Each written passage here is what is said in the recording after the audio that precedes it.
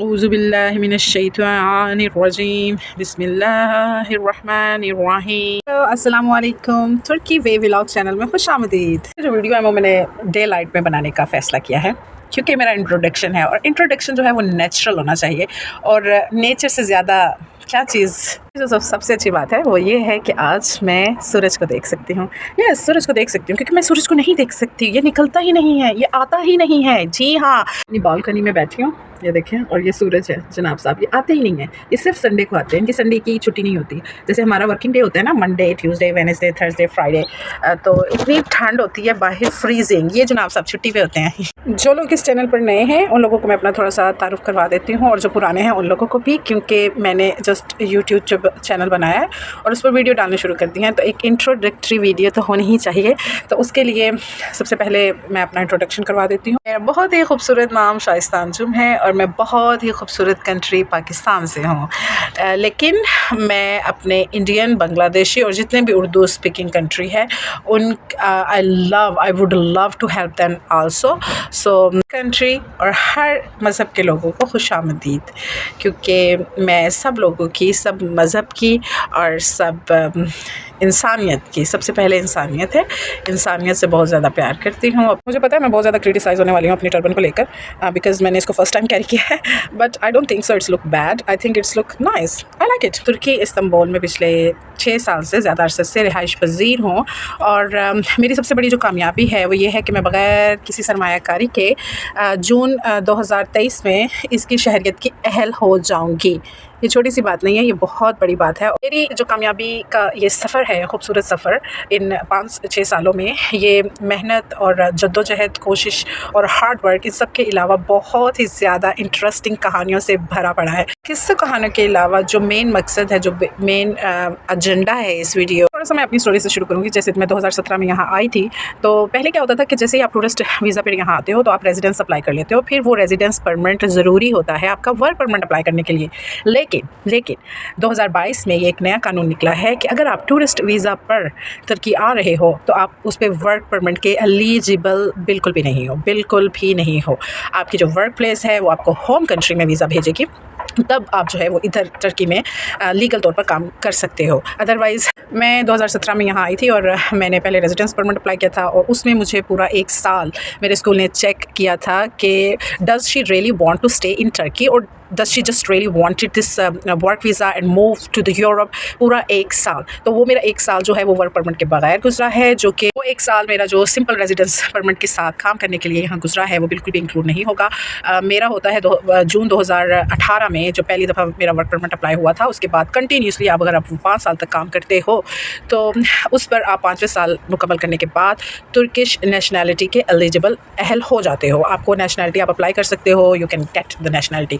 तो मैंने ये वे चूज़ किया था, और भी बहुत से तरीके हैं, आप शादी करें और आप जो है प्रॉपर्टी ले सकते हैं और आप इन्वेस्टमेंट कर सकते हैं, लेकिन for me to fit in this, अब ये वर्क परमिट क्या है?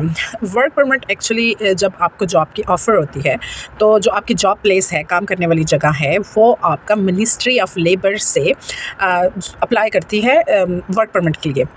ठीक है, आपका वो अप्लाई हो गया, लेकिन मिनिस्ट्री ऑफ लेबर, अगर टीचर्स हैं, जैसे कि मैं टीचर हूँ, वो डायरेक्ट वर्क परमिट की इजाज़त नहीं देता, वो आपका जो केस है वो मिनिस्ट्री ऑफ एजुकेशन को भेजता है। मिनिस्ट्री ऑफ एजुकेशन आपके जो डॉक्यूमेंट्स है वो थ्रोली चेक करती है एक एक चीज़ कि ये जो बंदा है ये सच में एलिजिबल है टीचिंग के लिए या नहीं है।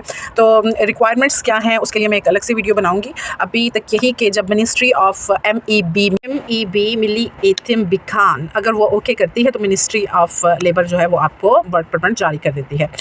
तो मेरे केस में मेरे पास 2 सर्टिफिकेट नहीं थे, जिसमें एक अहम सर्टिफिकेट है वो है टीचर सर्टिफिकेट, TESOL और TEFL, और दूसरा इंग्लिश प्रोफिशिएंसी टेस्ट जो है वो आपको देना पड़ता है। वो मेरे पास दोनों नहीं थे जब मैं यहाँ आई हूँ, लेकिन मैंने वो जो 1 साल का अरसा यहाँ गुजारा है बग़ैर वर्क परमिट के, उसमें मैं ये दोनों सर्टिफिकेट के लिए अप्लाई कर दिया था।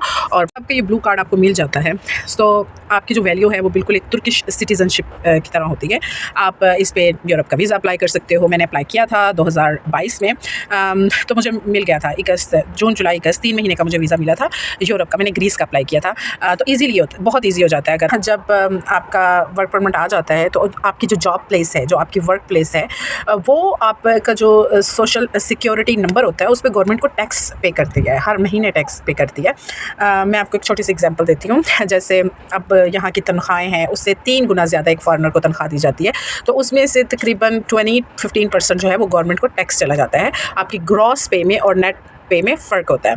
तो जब आपके पास ये वर्क परमिट है, एक आपका लिविंग स्टाइल बहुत ज़्यादा कंफर्टेबल हो जाता है। सेकंड, जब भी किसी हॉस्पिटल में मैं जाती हूँ इलाज के लिए या ट्रीटमेंट के लिए, तो वहाँ मेरा checkup free, yes it's true, free होता है। लेकिन जब मेडिसिन आपको रिकमेंड करता है डॉक्टर, उसमें आपको 70 और 50% डिस्काउंट होता है। वो भी काफ़ी अच्छा है, क्योंकि मैंने चेक किया है। मेडिसिन पास दफ़ा मैं लेकर आती हूँ तो उसको मैं नेट पे उसके प्राइस चेक करती हूँ, और फिर जब मैं उसको कंपेयर करती हूँ तो वो कभी 70% का डिफरेंस होता है, मोस्ट ऑफ द टाइम 50% का डिफरेंस। ये ना सिर्फ आप, बल्कि जो आपका डिपेंडेंट है, जैसे मेरा डिपेंडेंट मेरा चाइल्ड है, उसको मैं जाके सेगा का ऑफिस, प्रोविज़न सेगा का बोलते हैं इसको, उसमें अपनी फैमिली शो कर सकती हूँ। अपना डिपेंडेंट चाइल्ड जो कि मेरा बेनिफिशियल है, मेरा बच्चा, उसको मैं ऐड करवा सकती हूँ। ना सिर्फ आपका, आपके बच्चे का भी जो मेडिकल एग्जाम है वो बिल्कुल फ्री होता है, और इसी तरह से आपके बच्चे को 40% मेडिसिन पर डिस्काउंट होता है, जो कि बहुत मज़े की बात है।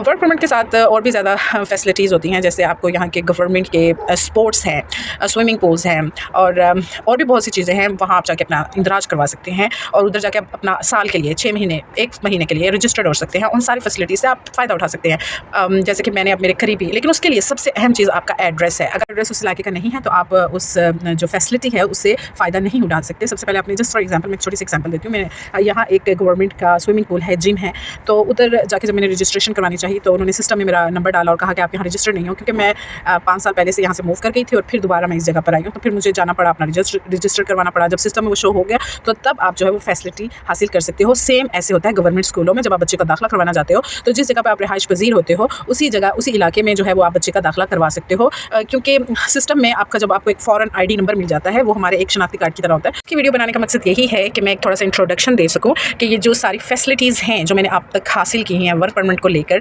इसमें थोड़े स्टेप्स आते हैं। उनको आपने कैसे ओवरकम करना है, उनमें क्या चीज़ ज़रूरत होती है, क्या नहीं होती है, और किस चीज़ के बारे में हमें परेशान होना चाहिए और किस चीज़ के बारे में हमें बिल्कुल भी केयर नहीं करनी चाहिए, वो सब कुछ मैं आप लोगों से शेयर करने वाली हूँ। तो ये सहमत करनी है आपने, मुझे कमेंट में बताना है कि आप किस बात के बारे में जो है वो इन्फॉर्मेशन लेना चाहते हो, आपका टॉपिक क्या है, या आप यहाँ मूव होना चाहते हो, या फिर आप यहाँ जॉब करना चाहते हो। इसके लिए मैंने एक अलग से वीडियो कंटेंट इकट्ठा किया है कि टीचर्स के लिए क्या क्या रिक्वायरमेंट है, अगर वो अब ये प्रोग्राम बना रहे हैं कि हमने तुर्की में जाकर टीचिंग ही करनी है।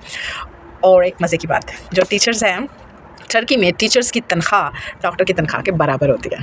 यस, मेरे माँ बाप हमेशा चाहते थे कि मैं डॉक्टर बनूं। चलो, मैं डॉक्टर नहीं बनी तो मैं डॉक्टर जितना कमा तो रही हूँ ना उनको प्राउड होना चाहिए, स्पेशली माई फादर और माई मम्मी, लेट मम्मी, अल्लाह ताला उन्हें जन्नतुल फिरदौस में जगह दे। उनके टीचिंग करना चाहते हैं या फिर यहाँ पर आकर सेटल डाउन होना चाहते हैं, या फिर उनको कितना अमाउंट फ़र्स्ट टाइम में बग़ैर जॉब के और जॉब के साथ माइंड में रखना है कि वो यहाँ आकर किस हद तक जो है वो अपने माइंड में रख सकते हैं कि ये जो है वो बजट है यहाँ का, तो हम इसमें गुजारा कर लेंगे। स्ट्रगल टाइम होता है, आते ही आपको जॉब नहीं मिल जाती, थोड़ा सा स्ट्रगल टाइम भी होता है। अगर आपकी डिग्रीज़ और वो कंपैटिबल नहीं है तो सम टाइम ऐसा होता है कि आपकी लक होती है, प्रेस्टिजियस इन्वायरमेंट आपको अचानक से मिल जाता है, सम टाइम आपकी लक होती है। It's all depend also on luck, so be prepared for that thing. और मैं किस लिए हूँ, मैं आप लोगों को बताऊँगी कि क्या चीज़ आपका ज़रूरी है और क्या नहीं है। आपने सिर्फ मुझे कमेंट में बताना है कि किसके बारे में आप चाहते हैं कि मैं वीडियो बनाऊँ, और मेरे ख्याल से आज के लिए इतना ही काफ़ी है। बहुत ज़्यादा ख्याल रखिएगा, दुआ में याद रखिएगा, और मेरे चैनल को लाइक और सब्सक्राइब ज़रूर कीजिएगा if you think it's worth.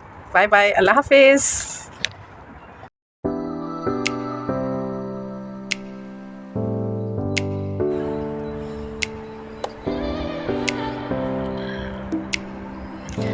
क्या बोलना था क्या बोलना था।